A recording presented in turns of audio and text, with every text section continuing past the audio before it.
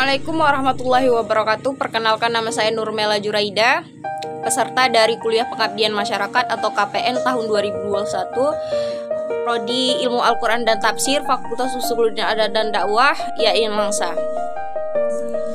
Baiklah, langsung saja saya akan mempresentasikan tugas dari Kuliah Pengabdian Masyarakat berbasis online atau daring, yaitu bertema prodi, yaitu mereview artikel. Artikel yang akan saya review ini berjudul Resepsi Mahasiswa Ilmu Al-Quran dan Tafsir Fakultas Usuluddin UIN Jakarta terhadap pembelajaran tahfiz virtual. Dan yang pertama itu penulis dari artikel ini bernama Lili Umi Kalsum. Kedua, tahun terbit dari artikel ini tahun 2021. Kemudian judulnya itu sendiri yaitu Resepsi Mahasiswa Ilmu Al-Quran dan Tafsir Fakultas Usuluddin UIN Jakarta terhadap tahfiz virtual. Kemudian penerbit artikel ini yaitu KUHAS. Kemudian reviewer saya sendiri Nurmela Juraida dengan NIM 303 2018-017. Dalam mereview artikel ini ada 3 poin yang akan saya sampaikan. Yang pertama pengenalan, yang kedua isi, dan yang terakhir kesimpulan. Baiklah, yang pertama pengenalan. Secara garis besar, dalam artikel ini penulis artikel ini mengupas paradigma dalam pelaksanaan pembelajaran tahfiz Al-Quran secara virtual. Dalam melakukan penelitian ini, penulis atau Lili Umi Kalsum mewawancarai para mahasiswa yang telah melaksanakan pendidikan jarak jauh atau program virtual dalam masa pandemi. Tulisan ini juga mengevaluasi budaya masyarakat dalam belajar Al-Quran melalui online atau daring. Tujuan utama tulisan ini adalah untuk membuktikan bahwa tawaran-tawaran teknologi terkait pembelajaran Al-Quran masyarakat mensyaratkan adanya talaki musyafafah antara guru dan murid. Kemudian poin yang kedua yaitu isi. Pada bagian pertama, penulis atau Lili Umi Kalsum itu sendiri menjelaskan tentang definisi pembelajaran tahfiz Al-Quran virtual dengan memaparkan beberapa pendapat tokoh mengenai pembelajaran virtual itu sendiri dan tujuan dari pembelajaran virtual itu sendiri.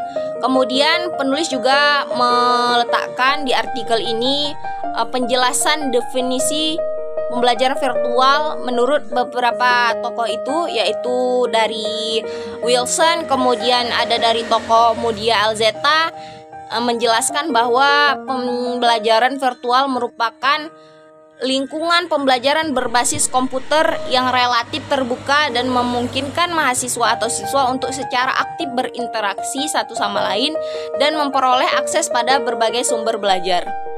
Kemudian penulis juga dalam artikel ini memaparkan beberapa media yang digunakan untuk kuliah jarak jauh atau kuliah virtual atau online.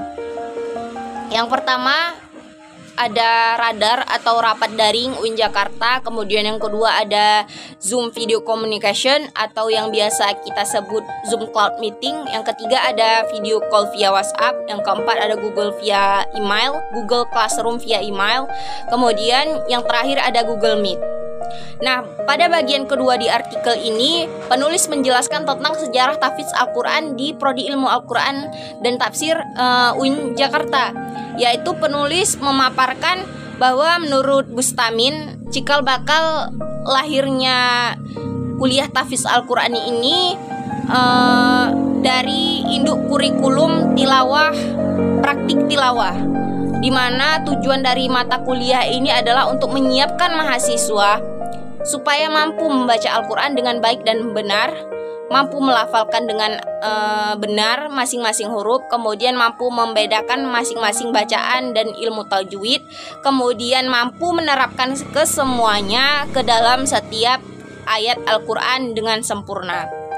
Kemudian juga di artikel ini penulis juga menjelaskan tentang materi hafalan yang diusulkan di UIN Jakarta ini, yaitu ada 7 surat pilihan. Yang pertama surah Yasin, yang kedua surah As-Sajdah, yang ketiga surah Al-Kahfi, yang keempat surah Al-Waqiah, yang kelima surah Ar-Rahman, dan yang keenam surah Al-Muluk, dan yang terakhir yaitu ketujuh surah Ad-Dukhan.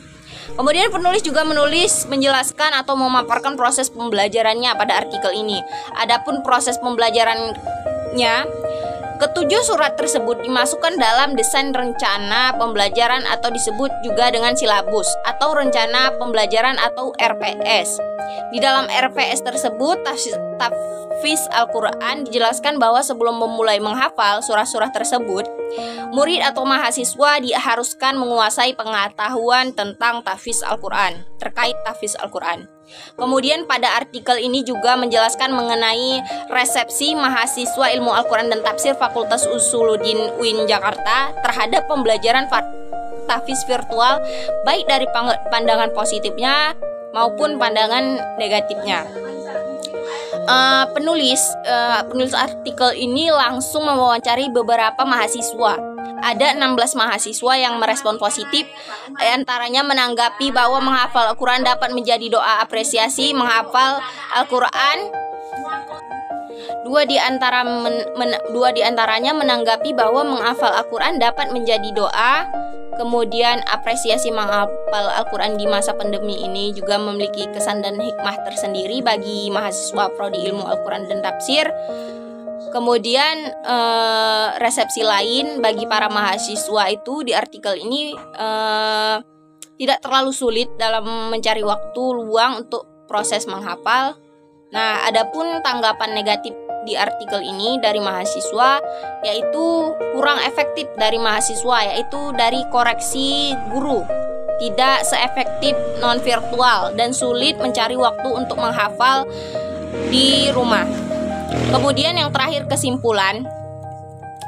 Dalam tulisan ini, dalam artikel ini dapat disimpulkan bahwa penulis sangat jelas memaparkan hasil penelitiannya mengenai resepsi mahasiswa ilmu Al-Quran dan tafsir Fakultas Usuluddin UIN Jakarta terhadap pembelajaran virtual tahfiz.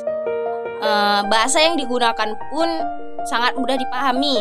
Penyusun materi yang dipaparkan di dalam artikel ini sangat bagus sehingga pembaca dapat dengan runtun memahami pembahasan yang ditulis di dalam artikel ini.